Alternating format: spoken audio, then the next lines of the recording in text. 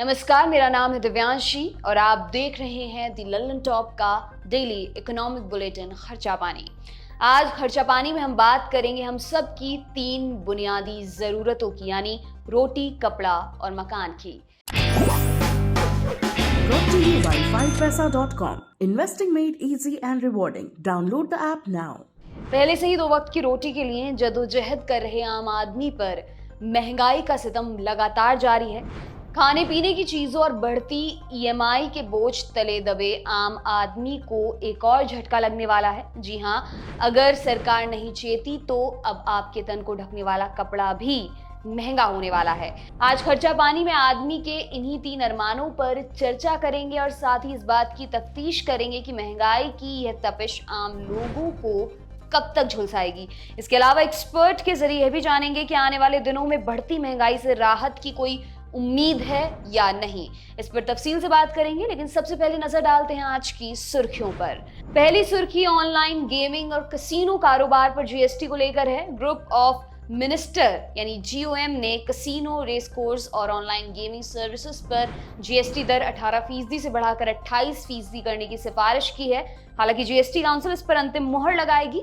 Casino, race course और online gaming पर GST दरें बढ़ाने का फैसला लेने के लिए राज्यों के वित्त मंत्रियों के एक समूह की इस महीने की शुरुआत में बैठक हुई थी।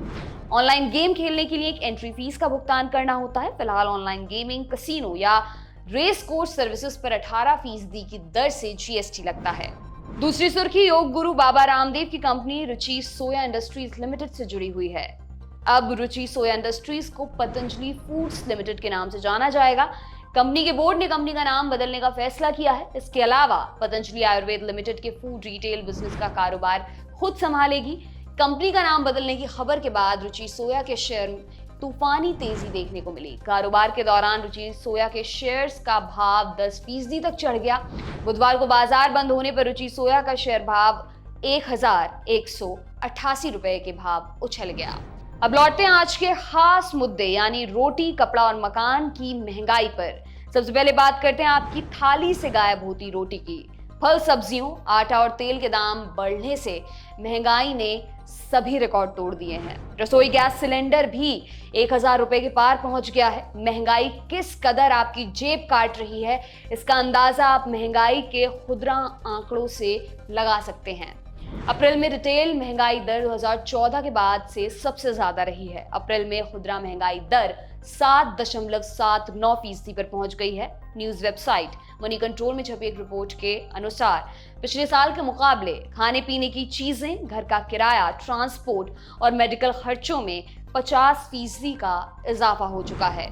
थोक महंगाई के आंकड़ों की अगर हम बात करें तो अप्रैल महीने में थोक महंगाई दर बढ़कर 15.08% के रिकॉर्ड स्तर पर पहुंच गई। कई मायनों में महंगाई दर बीते करीब 3 दशक की ऊंचाई पर पहुंच चुकी है। पिछले कई महीनों से थोक महंगाई दर 10% से ऊपर टिकी हुई है। सरकार की तरफ से 17 मई को जारी आंकड़ों के मुताबिक petroleum, natural gas, base metal और कई तरह की खाद्य चीजों की थोक कीमतों में इजाफे से थोक महंगाई ने छलांग लगाई है। थोक महंगाई बढ़ने का मतलब है कि आगे आपकी जेब कटनी तय है, यानी खुदरा महंगाई और ज्यादा बढ़ेगी। महंगाई से कब तक राहत की उम्मीद है, इस पर एक्सपर्ट का क्या कहना है वो आपको सुनाते हैं। निश्चित रूप से इस समय देश में महंगाई एक चिंताजनक स्थिति है और जैसा हम सब जानते हैं कि जो फ्यूल के दाम बढ़ते हैं, बेसिक पेट्रोल प्रोडक्ट्स के दाम बढ़ते हैं तो हर चीज के दाम बढ़ने लगते हैं, क्योंकि कोई भी इकोनॉमिक एक्टिविटी बगैर एनर्जी के, बगैर फ्यूल के होती नहीं। और उसका कास्केडिंग इफेक्ट, चाहे वो एग्रीकल्चर हो, फूड हो, टेक्सटाइल हो, इंडस्ट्रियल गुड्स हो, कंज्यूमर गुड्स हो, हमें हर चीज पे उसको देखने को मिलता है। अब रही बात कि इसका असर कब तक रहेगा और आम आदमी को इससे कब तक राहत मिलेगी। देखिए, हम करीब 80% जो तेल है वो एनर्जी रिक्वायरमेंट है वो हम अंतर्राष्ट्रीय बाजार से आयात करते हैं। अब जब तक अंतर्राष्ट्रीय बाजार में तेलों के दाम कम नहीं होंगे, मुझे नहीं लगता कि यहाँ पे कोई बहुत बड़ा हमें रिलीफ मिलने वाला है। क्योंकि अगर आप यहाँ पे रिलीफ करेंगे तो 2 ही तरीके हैं कि हमें हर सेक्टर में सब्सिडी देनी पड़ेगी और इतना पैसा मुझे नहीं लगता भारत सरकार के पास होगा कि हर सेक्टर में सब्सिडी दे जा सके। इसीलिए टारगेटेड जो वल्नरेबल सेक्शन है, जिसको हम बीपीएल फैमिलीज बोलते हैं, उनके लिए भारत सरकार ने जो फ्री राशन और बाकी सुविधाओं के लिए जो आवंटन किया है सब्सिडी का, और किसानों के लिए जो यूरिया पे सब्सिडी है, फर्टिलाइजर पे सब्सिडी है, मुझे लगता है यही आने वाले दिनों में चलेगा, क्योंकि बाकी पूरे देश के 140 करोड़ लोगों के लिए हर चीज में सब्सिडी देना मुझे नहीं लगता किसी भी सरकार के लिए और संस्था के लिए पॉसिबल होगा।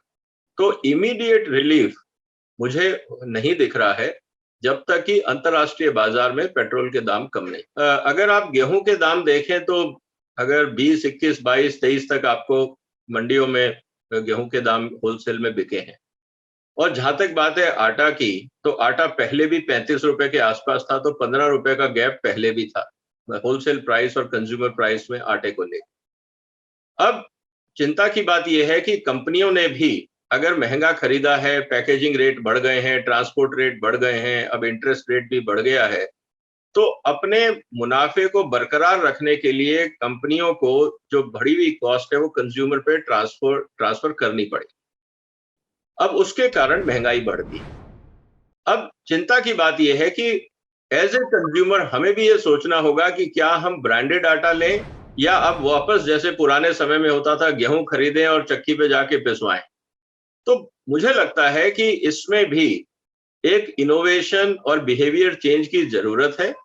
खासकर गांव में और छोटे कस्बों में शायद इतना प्रेशर नहीं दिखेगा व्हीट का, जितना दिल्ली या बॉम्बे जैसी जगह पे जहां पे हम लोग पैक्ड आटा लाते हैं।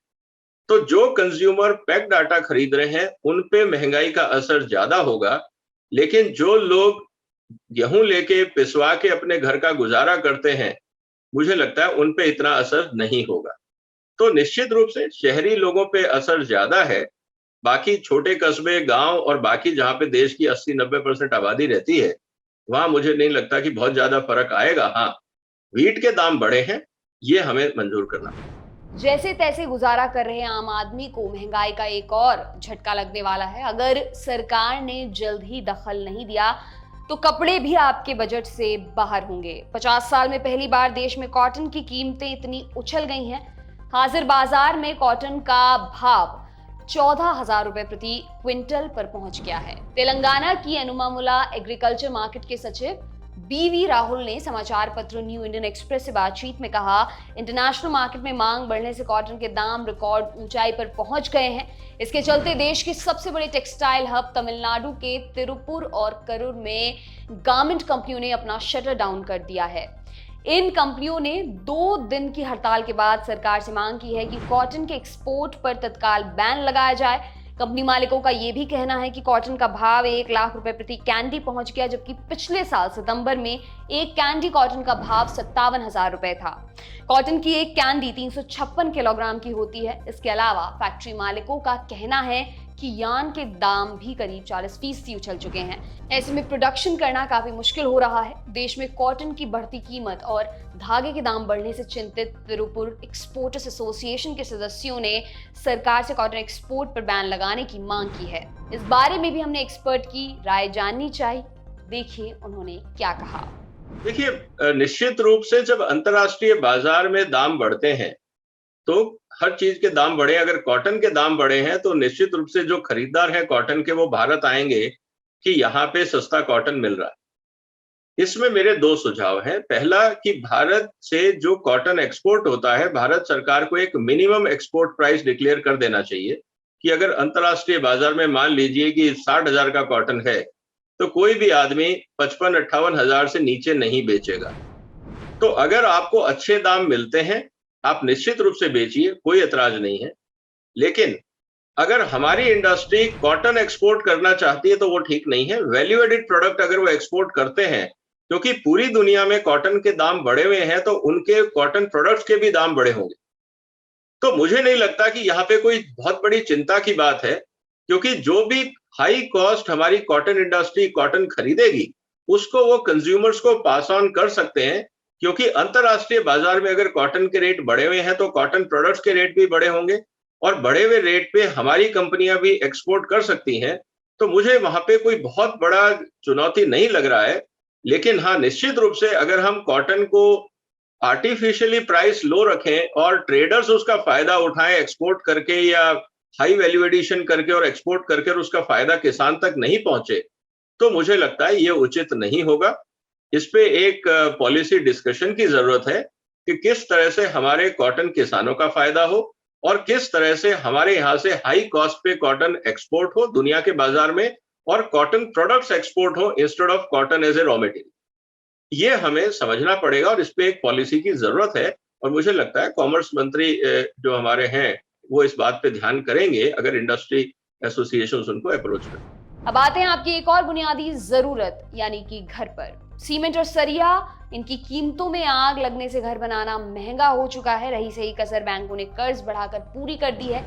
आरबीआई की अपर लिमिट 6% से खुदरा महंगाई काफी ज्यादा है। हालांकि महंगाई को काबू में करने के लिए आरबीआई ने अपना ब्रह्मास्त्र तो चलाया, लेकिन फिलहाल इसका फायदा आम आदमी को मिलता दिखाई नहीं दे रहा है। आरबीआई की तरफ से रेपो रेट बढ़ाने के बाद देश के ज्यादातर सरकारी और प्राइवेट बैंकों ने अपना होम, कार और दूसरे लोन महंगे कर दिए हैं। इसके चलते घर खरीदारों को पहले के मुकाबले ज्यादा ईएमआई चुकानी पड़ रही है। इतना ही नहीं, बढ़ती महंगाई को देखते हुए आरबीआई ने फिर संकेत दिए हैं कि अगले महीने होने वाली मौद्रिक नीति की बैठक में फिर से कर्ज महंगा होने की प्रबल संभावना है। मतलब साफ है कि आपकी ईएमआई का बोझ और बढ़ेगा।